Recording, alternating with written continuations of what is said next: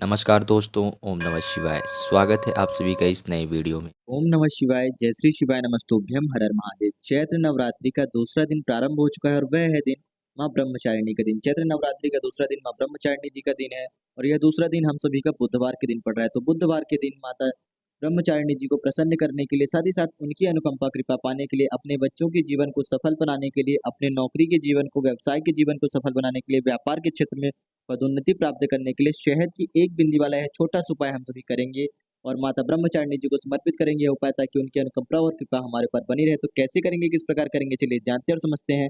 लेकिन प्लीज उससे पहले वीडियो को लाइक अवश्य रूप से करिएगा और यदि आप चैनल पर नए हैं तो चैनल को सब्सक्राइब जरूर रूप से करें। देखिए, यह जो उपाय है चैत्र नवरात्रि के दूसरे दिन अर्थात बुधवार के दिन हम सभी कर रहे हैं और जो माता ब्रह्मचारिणी जी का जो दूसरा दिन है बुधवार के दिन पड़ रहा है। और माता ब्रह्मचारिणी जी ने जिस प्रकार अपने जीवन में अपने तप से, अपनी तपस्या से, अपने ब्रह्मचर्य की शक्ति से भगवान शिव जी को जिस प्रकार से अपने तप से प्रसन्न करा था, उनकी अनुकंपा कृपा अपने जीवन में प्राप्त करते, ठीक उसी प्रकार से हम भी ब्रह्मचारिणी जी को उनकी सेवा अर्चना करके, एक छोटी सी विधि करके, एक छोटा सा उपाय करके, उनकी सेवा अर्चना में हम ये सेवा अपनी समर्पित करके उनकी भी अनुकंपा कृपा पा सकते हैं। तो हम सभी को एक छोटी सी क्रिया करनी है माता ब्रह्मचारिणी जी की तरफ पे।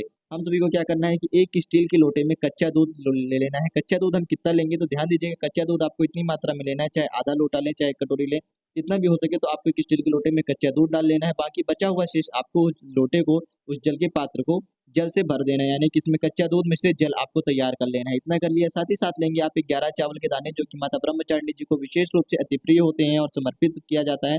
साथ ही साथ आप लेंगे एक बेलपत्री, जो कि कहीं से भी कटी पिटी अखंडित ना हो, और थोड़ा सा आपको लेना है शहद। शहद कितना लेंगे तो 1 चम्मच आपको शहद लेनी है, 1 से आधा चम्मच शहद। ये सारी सामग्रियां लेकर के आपको प्रदोष काल के समय पे जाना है किसी भी अपने घर के नजदीकी भगवान शिव जी के मंदिर में। हो सके तो यदि प्रदोष काल पे यदि आप नहीं कर पा रहे हैं तो आप अन्य समय पर, यानी कि प्रदोष काल के पहले भी इस उपाय को कर सकते हैं।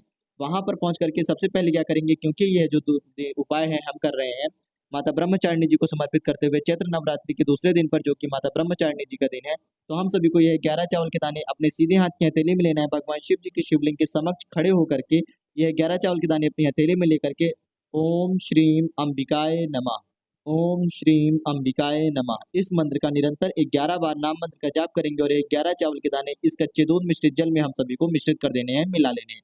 मिला लिया, इसके बाद हम मन ही मन माँ ब्रह्मचारिणी जी का नाम नाम लेंगे, यानी कि नाम जप करेंगे। नाम जप कर लेने के बाद हमको हमारे जीवन में यदि व्यापार से संबंधित हम कोई कार्य कर रहे हैं जिसमें हम कठिन मेहनत कर रहे हैं और चाहते हैं कि हमको हमारी इच्छा अनुसार सफलता प्राप्त हो, हमारी मेहनत अनुसार हमें सफलता मिले, फल प्राप्ति हो, फिर वह चाहे नौकरी के क्षेत्र में हम कहीं नौकरी करना चाह रहे हैं, नौकरी के क्षेत्र में हम परिश्रम कर रहे हैं ताकि हमें उन्नति मिले, हमारी प्रमोशन हो, या फिर हम चाहते हैं कि हमारे बच्चों का जीवन, जो शैक्षिक जीवन है, वह अच्छे से उन्नति से सफल हो, तो उसके लिए हम माता ब्रह्मचारिणी जी का मन में जाप करते हुए उनसे प्रार्थना याचना करेंगे। सबसे पहले ओम श्रीम अंबिकाय नमः, इस मंत्र का 11 बार नाम जप करके यह 11 चावल के दाने जल के पात्र में मिला देना है। उसके बाद हमें प्रार्थना याचना करनी, विनती करनी, जो भी हमारी इच्छा मनोकामना, चाहे नौकरी हो, व्यापार हो, या अपने बच्चों के लिए हो, शिक्षा के क्षेत्र से जुड़ी हुई प्रार्थना याचना करेंगे।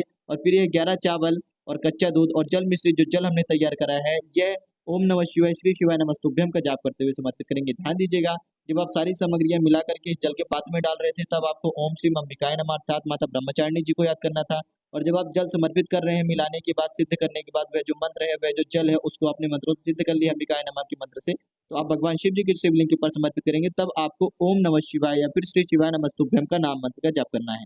इतना कर लिया, अब इसके बाद हम आगे बढ़ते हैं। तो जो हमारे पास एक बेलपत्री है, इस एक बेलपत्री में हमको बड़ी वाली पत्ती में शहद का लेपन लगा करके ओम श्रीम अंबिकाय नमः इस नाम मंत्र का जाप करते हुए किसी भी एक इच्छा मनोकामना के लिए मन्नत मांगते हुए हम यह बेलपत्री भगवान शिव जी के शिवलिंग पर चिपका देंगे और कुछ इस प्रकार से लगाएंगे कि इसकी जो डंडी है वह जलाधारी के अंतिम छोर की तरफ रहे और पत्ती उसकी ठीक बिल्कुल विपरीत रहे। ओम श्रीम अंबिकाय नमः इस मंत्र का हम पुनः से 11 बार जाप करेंगे।